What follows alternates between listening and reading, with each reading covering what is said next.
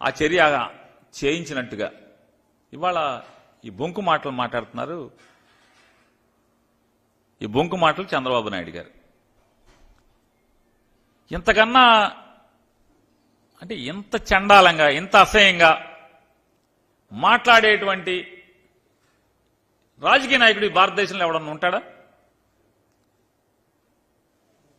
ఆయన మాట్లాడతాడు,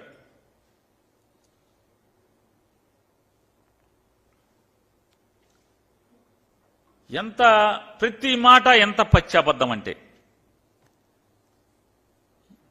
నేనంట నీతులు నానేనంట, ఆయన్ని బూతులు తిడతాకే నాకు మంత్రి పదవి ఇచ్చారంట. నేను పవన్ కళ్యాణ్ గారిని, నేను చంద్రబాబు నాయుడు గారికి, బొంకు మాటల నాయుడు గారికి సవాల్ విసురుతున్నాను.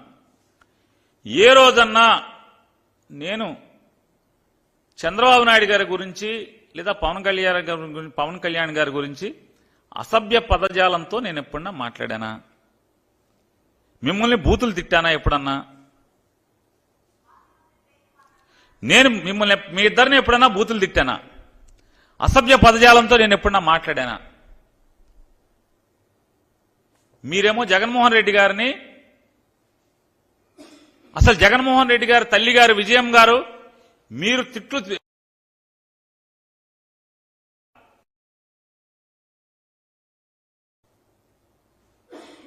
పచ్చిగా మాట్లాడతారు. మీరు ఎంత మాట పడితే అంత మాట మాట్లాడతారు జగన్మోహన్ రెడ్డి గారిని.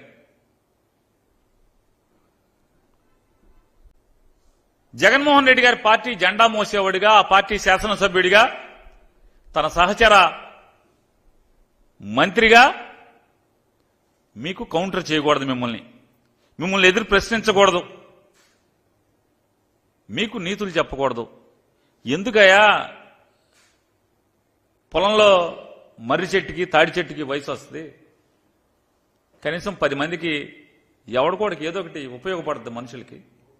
కనీసం ఇంత వయసు వచ్చి ఈ రకంగా మాట్లాడటం కరెక్టేనా అని మిమ్మల్ని ప్రశ్నిస్తే నేను నీతులు నానిని, మిమ్మల్ని బూతులు మాట్లాడతాను.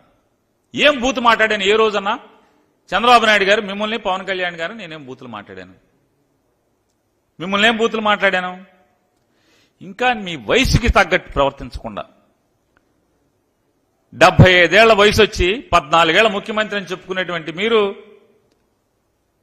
ఎంత కిరాతకంగా నా కుమారుడు పేర్ని కృష్ణమూర్తిని మీరు ఎంత దిగజారి మాట్లాడుతున్నారు.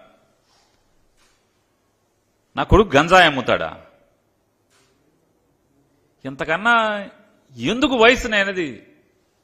ఈ వయసు, ఆ వయసు ఒంటి మీద వయసుకి తగ్గ మాట్లాయి.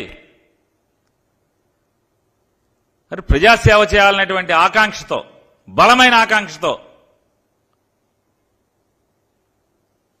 రాజకీయాలకి అడుగుపెట్టి 4 సంవత్సరాలు నీ కొల్లు రవీంద్ర లేదా నీ పార్టీ నాయకులందరూ కూడా ఇళ్లలో పడుకుని, మీతో సహా అందరూ ఇళ్లలో పడుకుంటే అతను కరోనాలో ప్రాణాలకు తెగించి ఐసీయూ వార్డులో కూడా, బందర్లో కరోనా బారిన పడినటువంటి ఏ పేషెంట్ని అడిగినా కూడా పేర్ని కృష్ణమూర్తి సేవల గురించి ఈ రోజు కూడా మాట్లాడతారు.